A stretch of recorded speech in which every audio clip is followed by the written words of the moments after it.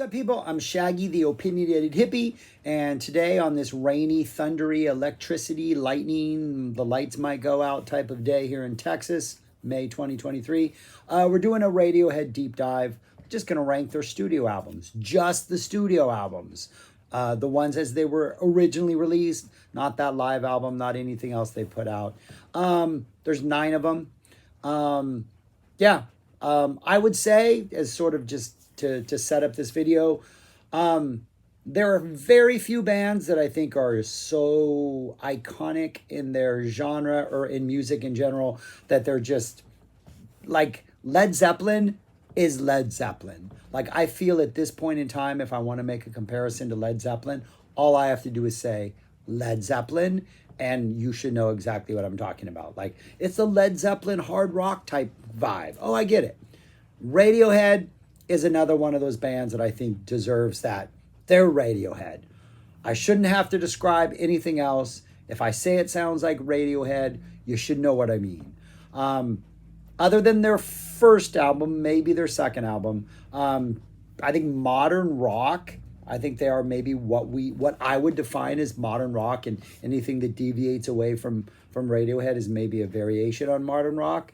They're embracing electronica, they're embracing technology, they're embracing dance. There's still some guitar in there. The lead singer's voice, Tom York, sounds like an instrument, I think. I think the way he sings and the way he tends to blur all his words into one long syllable, like it is very brass, horny, saxophony, and it sounds like an instrument, and you don't really have to pay attention to the lyrics to like get what the song is wanting you to feel. But the lyrics are always so fantastic that you also want to know the lyrics, and the combination of the two are pretty unbeatable.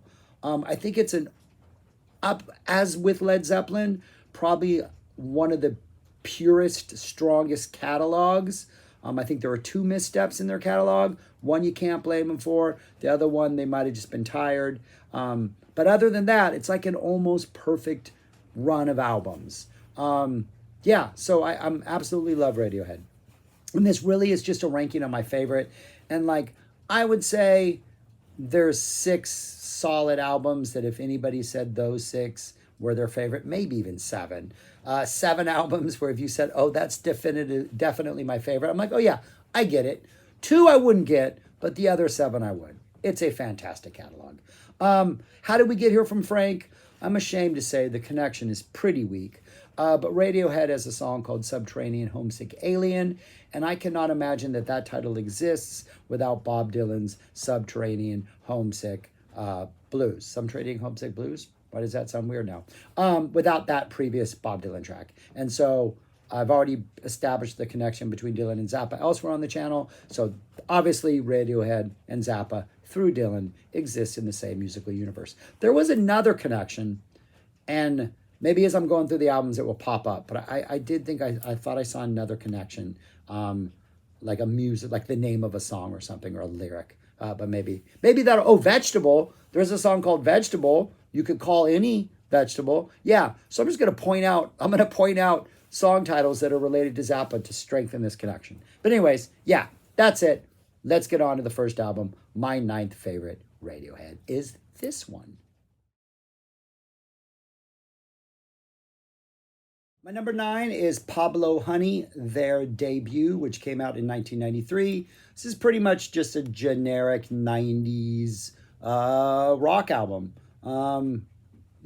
I don't think it's necessarily bad, but I don't think it's necessarily very memorable. And there are other bands and other albums of this kind of early 90s rock genre that are much, much better. I think there are 2 pretty solid highlights. Creep, obviously, it's still a great song, even though I've heard it way too many times. I mean, it's just the bass line, the lyrics, everything about it, the performance, York singing. Creep is a good song. And I really like Anyone Can Play Guitar. And this song, I think, shows you how far they are from like where they would eventually be, because it reminds me of the Gin Blossoms' Hey Jealousy. And I don't think it's the chorus. It might be like the pre-chorus section. Maybe it's the chorus. Sounds just like Gin Blossoms' Hey Jealousy, with maybe a little bit of a slightly rockier tone and not a little more towards hard rock and less away from pop. Not complaining. I love Gin Blossom's Hey Jealousy, but that's what it reminds me of. I think side A stronger than side B. Stop Whispering has some weird kind of noisy, jammy type energy. Doesn't really jam, but it gets kind of like noisy a little bit. Thinking About You, nice little acoustic ending. Some good songs, but overall, I think it's just your average 90s rock album. But Creep, yeah, Creep is a winner, gotta admit. And anything that reminds me of Gin Blossoms, I'm down for that. All right, on to number 8. My number 8 is 2011, their eighths. This was not planned. The King of Limbs. I find this, again, it's not a bad album. I think it's a better album than Pablo Honey, though I do think both Creep and Anyone Can Play Guitar are probably better than every song on here. At least I would rank them higher in my favorite list. It just kind of seems like an uninspired album. Like maybe they're literally just treading water musically and they're kind of recycling. Like you can find like this song is a little bit of this song is a little bit of this. And you can maybe find like threads, strings tied from every album to previous albums, connections. You're like, oh yeah, this is just this, but a pale imitation of it. And so for me, it's just, I don't know, doesn't really do anything for me.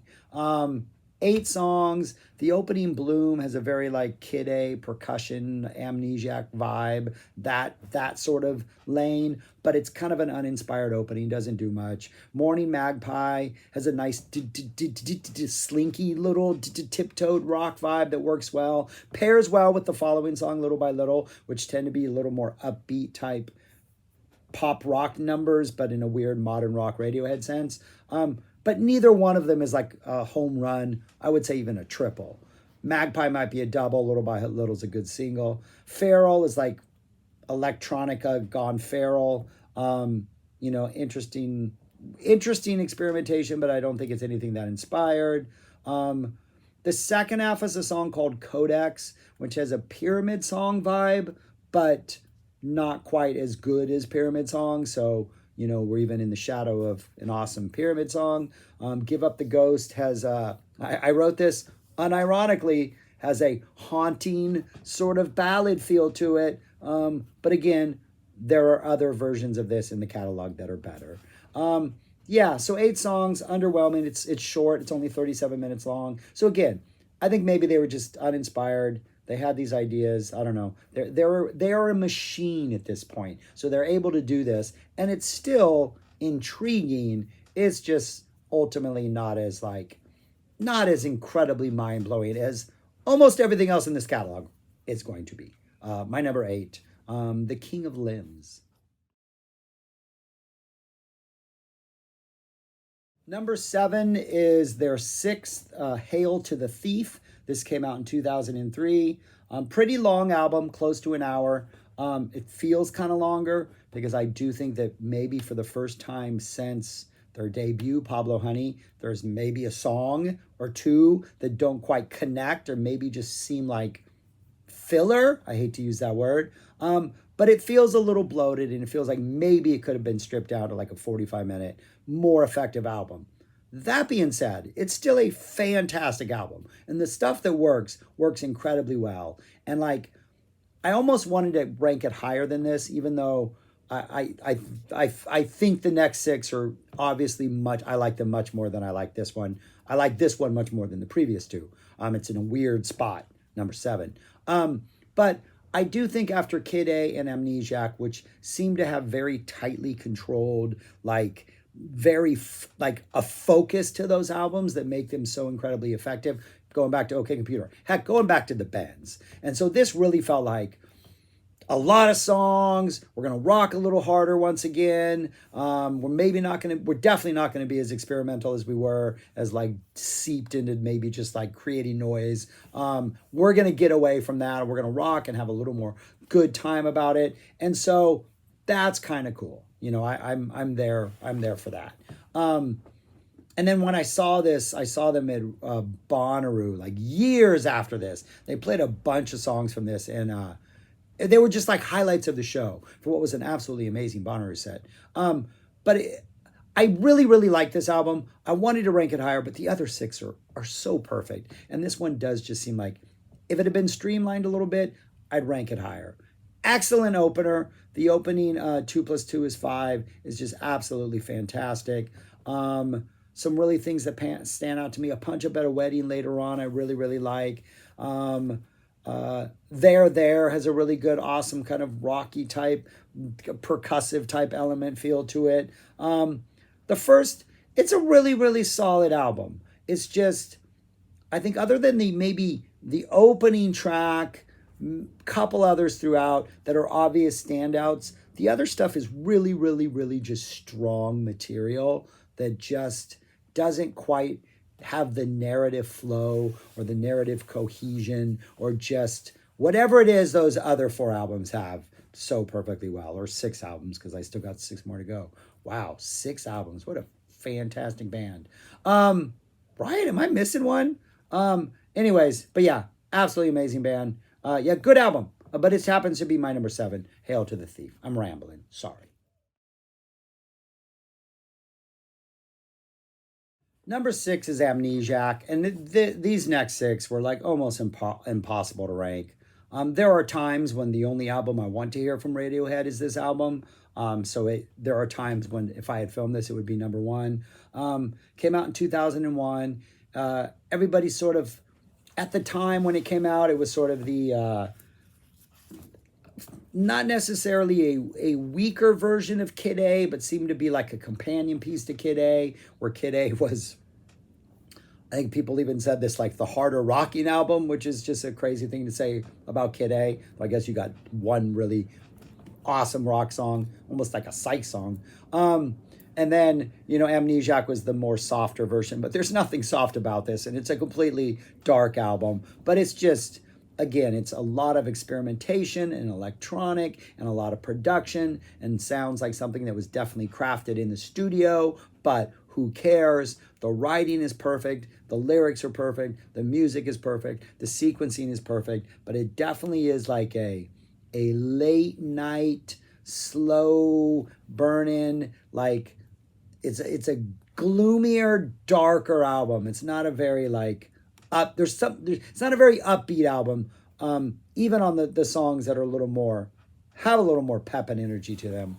But yeah, just some fantastic stuff. The opening is one of the more like challenging type electronic playing with noises type number, but then that goes in after that, Packed Like Sardines in a Crushed Tin Box. After that, you have the gorgeous Pyramid Song, which just has this very simple, haunting, evocative sort of just piano like theme that just drives the whole thing, and it's just phenomenal. One of their best songs.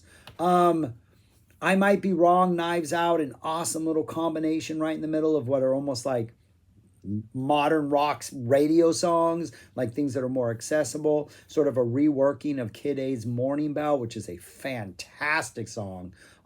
This one is a lot more sort of adorned and like not as sort of sparse and direct and simple as the Kid A version. This one has a little more to it, but it still has just that haunting core. I think it's a song about divorce, like cut the kids in half, like a bitter divorce, and just it's a great, great song. And everything from here on out, just fantastic. Some great like instrumental work. Just an absolutely wonderful, wonderful album. Again, little depressing, a little more not upbeat as the other stuff on this list. Definitely sort of a singular sort of like vibe. That in like if you look at like their career, and it's like their 5th album, right? So everything from the first 4 are kind of leading to this like abyss, right? Of like experimentation and like darkness and electronica, and this is the abyss. Amnesiac is that well that it falls into, and then they climb out of it after like into Hail to the Thief, which follow this, and then go off to experiment in like other ways. So this is like this weird, like, I don't want to say it's an apex or a pinnacle, because musically it's more the opposite of that, but creatively it's so absolutely fantastic. I now want to rank this higher than 6th, now realizing It's like right in the middle of there. If they retire and don't make another album, and this is that middle album, this is going to jump because of that. But for now, it's my sixth favorite. Number five is a moon shaped pool, their most recent, which came out in 2016, their ninth. The list becomes stupidly hard. I also wanted to rank this one higher, but I thought, okay, it's only been out like 7 years at this point. I'm going to penalize it for not having proven itself as long as the others have. But this is a fantastic release. Such an amazing rebound after King of Lambs. Such amazing. And it doesn't feel like, hey, this is our last album, we're going out.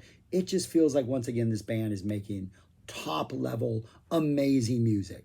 It's a weirdly, it has all the elements that the other ones have. Electronica. There's some really good acoustic work on it. So you got real instruments coming in. There is that thing they do so well, which I think Bjork does so well, where the music is at times obviously overproduced and almost cold in that way, but at the heart is Tom York's voice and the melodies and the lyrics, and there's a complete devastating existential human factor to everything they sing about, while at the same time the music is kind of alienating and off-putting.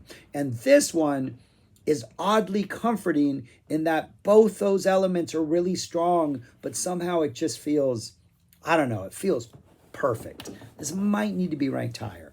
Burn the Witch, awesome opener, kind of an art rock masterpiece, has some Bjork vibes to it, and the way like different like string classical elements are working with like different lot of production elements and electronica, just like absolutely fantastic, like an orchestral art rock masterpiece. Daydreaming has this sort of quieter ballady feel until you get to the end, and the end has this proggy sort of Genesis, Dancing with the Moonlit Night, or maybe the end of like Entangled, just that kind of weird proggy progression that kind of just goes on and floats and gets kind of weird. Fantastic. Dex Dark, kind of a bubbly pop feel, and that has this really neat sort of, reminds me of Diamond Dogs, reminds me of David Bowie's Diamond Dogs. I think it's the third track. What is that one? Candidate, Sweet Thing, the Candidate, whatever, the Sweet Thing Candidate, that's what it is. That little weird part at the end of that, it kind of reminds me of that a little bit, that kind of vibe. Desert Island Disc, got some nice acoustic guitars in there. Full Stop is this sort of like krautrockian sort of Pink Floyd's On the Run meets King Crimson's Talking Drum. And it just has this incredible, just sort of repetitive build vibe. Again, leaning into like prog themes, prog motifs for this album, but still sounding 100% like Radiohead. Glass Eyes is a depressing, intimate little piano ballad. Identikit is another funky little weird pop song with an awesome bass part in it. The Numbers is maybe like art folk rock. It's kind of a weird little Radiohead doing a bunch of different things. Present Tense has a really nice acoustic guitar vibe, with a sort of a layer of like Radiohead, like I don't know if it's drum machines or just really intricate percussion kind of underneath. A lot of numbers. It's kind of a long album. Tinker Tailor has a sort of this slower number that has this sort of like really sparse synth vibe that then goes into some really kind of electric light orchestra, El Dorado type weirdness towards the end of it. And then the entire album closes with True Love Waits, which first came out on that live album from a couple years earlier, or many years earlier. Just an awesome, beautiful, aching ballad that is just perfect. I mean, this is a fantastic album. If you have not given this album a chance for whatever reason in your life, go check this one out. Amazing. Probably would be ranked higher in a couple years, but it's my fifth, A Moon-Shaped Pool. Number four is In Rainbows, but it could be number one next week or number two 3 weeks ago. Again, these are such perfect albums. I think this is by far their most like, I guess, poppy album, and it's not pop in any way, but it feels like the most like user friendly version of Radiohead, but it still has everything you want from Radiohead in like perfection. Um, Opening 15 step, again, a little bit of electronic weirdness, kind of a weird little upbeat pop number, kind of reminiscent of 2 plus 2 equals 5, I think. Um, Body Snatchers, you're getting some like hard modern rock where they're kind of rocking out. You get some absolutely beautiful ballads on here. Nude, All I Need, beautiful stuff. You get Weird Fishes, Arpeggi, which is Weird Fishes is a weird little like, I don't know what you call it, but a weird little modern rock kind of soft pop. I don't even know what it is, but it's beautiful. You get a weird little number called Foul Star, great title. You get the awesome jigsaw falling into place towards the end, another like sort of high energy thing towards the end to close it out, and then it closes out with videotape. Like just perfect sequencing, perfect songs. The production is fantastic. I think when this was released, you went online, you could get a download of it, and you paid whatever it is you wanted to pay for it. I think I paid. I think I felt so. I think I paid $10 is what I paid. I think you had to convert it to pounds. Just because I was like, you know what? So much respect for just doing that. I think this was the album they did that, right? But yeah, man. And I want to think they did with something else on this. I think Nude, I might be wrong on this, but I think it was Nude was something where they open sourced all the tracks so you could download them or you could use them to like release your own version of Nude, and then they released all of them online themselves, and they're probably still out there if I'm not mistaken. But they did a lot of incredibly interesting things with this release, and the thing that just makes it more exciting is that the music supports it. Like the music is so fantastic. They didn't need to do all the things they do. They did. They just created this perfect album and then like let people play with one of the songs and gave it away for literally free if you couldn't afford it. There's a second disc, and second disc has some absolutely fantastic stuff on it. Like Bangers and Mash, I think, is on the second disc. A couple other really good songs, 4 Minute Warning, right? And I think I think this could have been a Hail to the Thief and been stronger than Hail to the Thief, meaning they could have added more tracks and made it longer instead of whatever the this version is. It's pretty short, right? If I'm not mistaken. Yeah, it's 42 minutes. But anyways, yeah, really, really, really, really, really, really perfect album. But my number 4, because there's still 3 I haven't talked about in Rainbows. Number 3, the Bends. My baby's got them. This is their like after Pablo Honey. They figured out how to play 90s rock. They wrote better songs. They seem like they're having more fun. They wrote some devastatingly beautiful ballads. They straight up paid homage. They ripped off Nirvana "Smell Like Teen Spirit" and then immediately countered that with a line that said, I can't rub the stink off, or I can't get the stink off," which is brilliant. Wrote some amazing, what should have been hits on the radio if 90s radio was big. Close this with a beautiful Street Spirit fade out. It's an awesome, awesome, beautiful song. Opens up with great rockers. The Bends has some of their best lyrics. Fake Plastic Trees is just a devastating classic ballad. Just, it is a perfect 90s rock album. It is definitely not the same Radiohead. It is the same Radiohead. There's a lot of songs on here that if they were written 5 years later, you could reimagine them as like different, sort of having different sort of musical like accompaniment. But the core of what Radiohead are in all these songs, they're just played in a more straightforward rock fashion with a lot more guitars. But yeah, fantastic. And again, the song Just, which opens up side 2, sounds like somebody had been listening to a lot of Smells Like Teen Spirit. And I think whoever wrote the music was probably not who wrote the lyrics, because I have a feeling then York heard the music, was like, dude, that sounds just like Smells Like Teen Spirit. And somebody was like, no, it doesn't, man. It's a different progression altogether. So then York wrote the lyrics, and the first line is, can't get the stink off. Or can't get the stink off, right? Like, what is the stink? That it smells like Teen Spirit. That's the stink. Get it? Great. And you're just doing it to yourself. You and no one else. But yeah, Just a great album. The Bends, High and Dry, Fake Plastic Trees, Nice Dream, Just, Bulletproof, I Wish I Was. That's a great haunting, one of those drawn out ballads where you just, the yearning is just palpable. Black Star, nice little pop energy. The closing, Street Spirit, Fade Out. It's a fantastic, fantastic album. It's number 3 because there's still 2 albums I haven't talked about. And then the last line of the album, yeah, I always want to remember this. The last line of Street Spirit is immerse your soul in love. What a great album that ends with immerse. Like you can barely make it's like immerse your soul in. That's not how it goes, but it's something like that. What a fantastic album. My number 3, The Bends.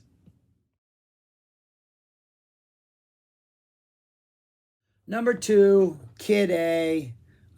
Somehow this is only their 4th studio album, 4 albums in, and they've created perfection twice in a row. Would then be 3 times in a row. A slight dip, and then after that. But yeah, came out in 2000.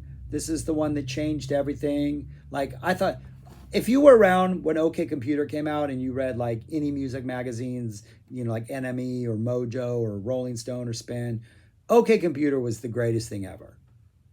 Kid A came out 3 years later. Everyone seemed to have completely forgotten OK Computer existed. Or they knew it was there, but all of a sudden it was this like, I don't know, it wasn't that they were equal, but all of a sudden Kid A was a further evolution. And I don't think it was a further evolution. I think it was just a sideways evolution.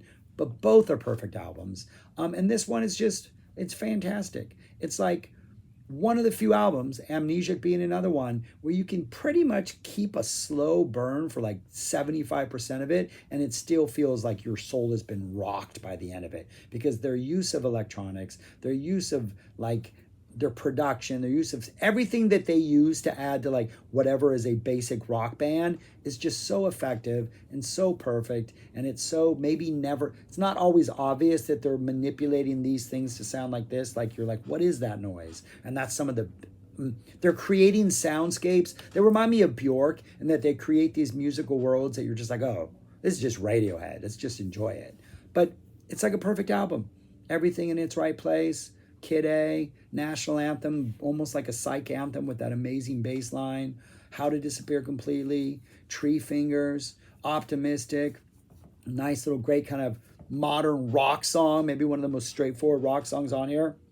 Maybe the only straightforward kind of song on here. In Limbo, Idiotech, just an absolutely awesome sort of disco-tech mutated through a Radiohead prism with some crazy lyrics and just like really funky, like just hectic kind of funk. Really neat song. The Devastating Morning Bell. This one's a little more sparser, and just the emotions feel a little bit more raw than the one on Amnesiac, but just a devastatingly beautiful song. And then Motion Picture Soundtrack to close us out. Just a stupidly great album. Like it's a perfect album. Like what else am I going to say? It's a perfect album. But yeah, there's other perfect albums on this list, and the next one that's perfect is my number 1.